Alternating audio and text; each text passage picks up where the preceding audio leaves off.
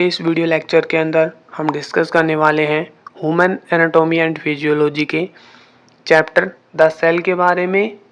Cell की क्या definition होती है, उसकी स्ट्रक्चर होती है, क्या फंक्शंस होते हैं उसके, क्या क्या उसके अंदर कंपोजिशन प्रेजेंट होती है, इन सब के बारे में हम डिटेल से स्टडी करने वाले हैं।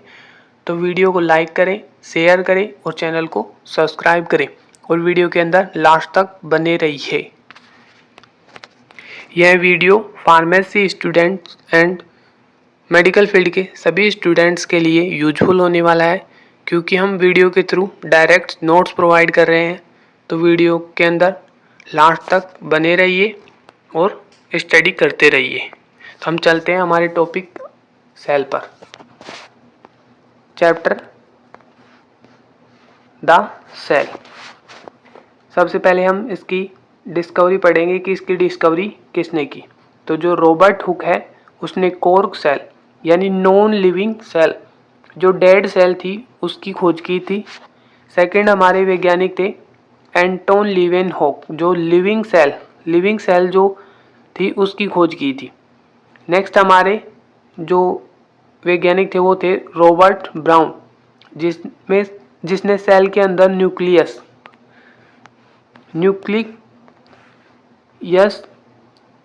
जेनेटिक मटेरियल डीएनए और आरएनए इसकी खोज की थी। हम देखते हैं अब definition of cell. The cell is smallest and structural unit होती है एंड फंक्शनल यूनिट होती है बॉडी की। इसके आगे सेल, एक सेल जब बहुत सारी सेल मिलती हैं तो ग्रुप ऑफ सेल बनता है, तो उसे बोलते हैं टिश्यू।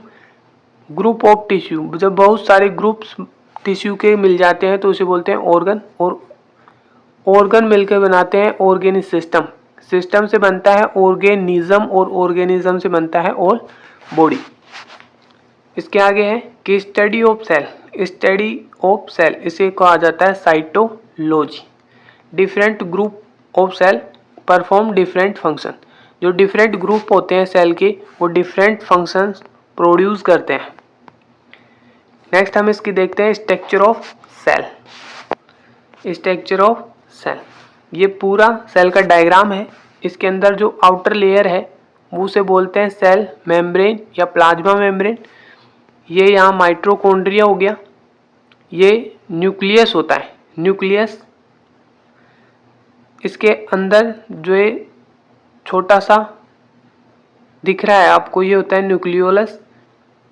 इसके अंदर न्यूक्लियोप्लाज्म होता है और क्रोमेटिन होता है।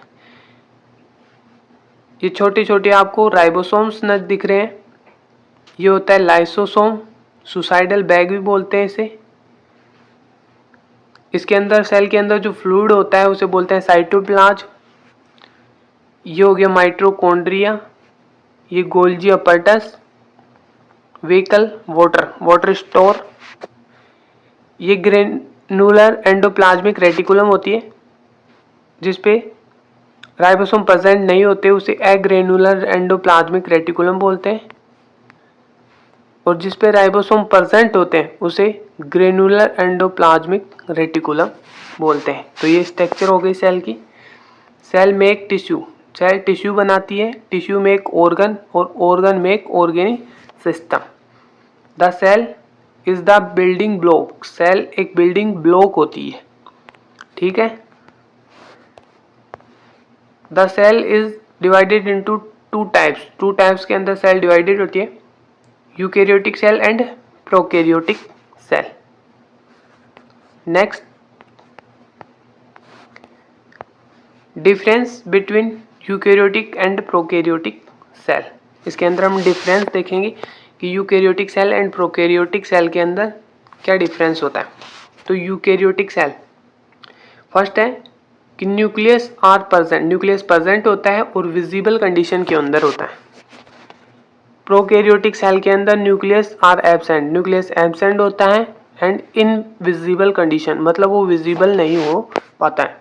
Eukaryotic cell are multi cellular होती है और प्रोकैरियोटिक सेल आर यूनिसेलुलर होती है। थर्ड है कि these cell are larger size, जो यूकैरियोटिक सेल होती है उसकी साइज लार्जर होती है। दिस सेल, जो प्रोकैरियोटिक सेल होती है वो स्मॉलर साइज की होती है। नेक्स्ट, द सेल साइज, जो यूकैरियोटिक सेल होती है उसकी 10 से 100 माइक्रोमीटर तक की साइज होती है और प्रोकैरियोटिक सेल की 1 से 10 माइक्रोमीटर की साइज होती है। ओके, हम देखते हैं स्मॉलेस्ट सेल। बॉडी की सबसे स्मॉलेस्ट सेल होती है स्पर्म सेल, सबसे लार्जेस्ट सेल होती है एग सेल और लॉन्गेस्ट सेल होती है नर्व सेल। ये हमारी सेल्स हो गई। Every cell in the body, जो प्रत्येक सेल बॉडी के अंदर नीड O2 की नीड होती है, oxygen, to metabolism the nutrients and release energy from food. अब हम देखते हैं the basic components of cell. Basic components के बारे में फर्स्ट होता है सेल मेम्ब्रेन। फर्स्ट होती है सेल मेम्ब्रेन, जिसे प्लाज्मा मेम्ब्रेन भी बोलते हैं। नेक्स्ट होता है साइटोप्लाज्म, जो फ्लूइड सेल के अंदर भरा होता है उसे बोलते हैं साइटोप्लाज्म। न्यूक्लियस, जो सेल का सेंटर पॉइंट होता है उसे बोलते हैं न्यूक्लियस। उस सेल ऑर्गेनेल्स, जो अदर ऑर्गेनेल्स सेल के अंदर जो प्रेजेंट होते हैं उन्हें बोलते हैं सेल ऑर्गेनेल्स। जैसे माइटोकॉन्ड्रिया हो गया, एंडोप्लाज्मिक रेटिकुलम हो गया, गोल्जी अपैरेटस हो गया, राइबोसोम हो गया और लाइसोसोम हो गई। ये होते हैं basic components of cell. Next हम देखते हैं, फर्स्ट हम देखते हैं सेल मेम्ब्रेन। सेल मेम्ब्रेन क्या होती है? It is also known as plasma membrane, इसे प्लाज्मा मेम्ब्रेन भी बोलते हैं। It is made up of mainly protein, protein से बनी हुई होती है, लिपिड एंड कार्बोहाइड्रेट से बनी हुई होती है। इट बैरियर, ये बैरियर होती है इन बिटवीन द एक्सटर्नल और इंटरनल एनवायरनमेंट ऑफ सेल। ये एक्सटर्नल और इंटरनल एनवायरनमेंट के बीच क्या होती है? बैरियर होती है। Cell membrane are protect internal cell organ, जो सेल के अंदर इंटरनल ऑर्गन होती हैं उनको प्रोटेक्ट करने का काम करती है। ओके, तो हम देखते हैं role of cell membrane. Cell membrane का रोल क्या होता है? It is maintain the shape of cell, cell की जो शेप होती है उसको मेंटेन करती है। प्रोटेक्शन ऑफ सेल, सेल को प्रोटेक्ट करती है। It is control the passing of substance, जो भी सबस्टेंस सेल के अंदर एंटर होते हैं उनको कंट्रोल करती है। This process are divided into 2 types. Cell के अंदर जो सबस्टेंस पास होने की जो प्रोसेस होती है उसको 2 टाइप्स के अंदर डिवाइड होती है। फर्स्ट होती है एक्टिव प्रोसेस और सेकंड होती है पैसिव प्रोसेस। नेक्स्ट हम देखते हैं एक्टिव प्रोसेस। एक्टिव प्रोसेस क्या होती है? व्हेन द सॉलिड मटेरियल, अगर सेल के अंदर सॉलिड मटेरियल एंटर करता है the cell, this process are called as endocytosis, तो उस प्रोसेस को बोलते हैं एंडोसाइटोसिस या एक्टिव प्रोसेस। सेकंड, जो हमारी दूसरी प्रोसेस होती है वो passive process. When the liquid material enter the cell, जब लिक्विड मटेरियल सेल के अंदर इंटर करता है तो दिस प्रोसेस को बोलते हैं पिनोसाइटोसिस या पैसिव प्रोसेस। ये हमारी 2 प्रोसेस हो गई। नेक्स्ट हम देखते हैं साइटोप्लाज्म। ये साइटोप्लाज्म होता क्या है? Cytoplasm the basic material of cell other than nucleus, nucleus के अलावा जो बेसिक मटेरियल होता है form of jelly like matrix, जिसे हम जेली लाइक मैट्रिक्स बोलते हैं। This fluid known as cytoplasm, उसे क्या बोलते हैं? साइटोप्लाज्म बोलते हैं। It is consist of 75.90% of water and liquid carbohydrate, vitamin, fat, ingredients इसके अंदर प्रेजेंट होते हैं।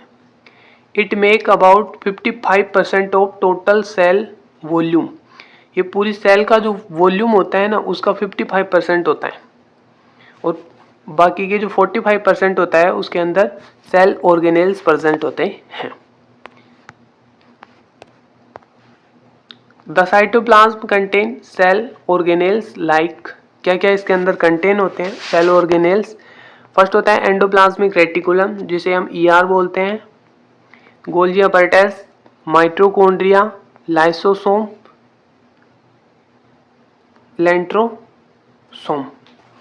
तो दोस्तों अगर आपको वीडियो अच्छा लगा हो तो वीडियो को लाइक और सब्सक्राइब कीजिए। नेक्स्ट सेल ऑर्गेनेल्स हम नेक्स्ट वीडियो के अंदर देखें।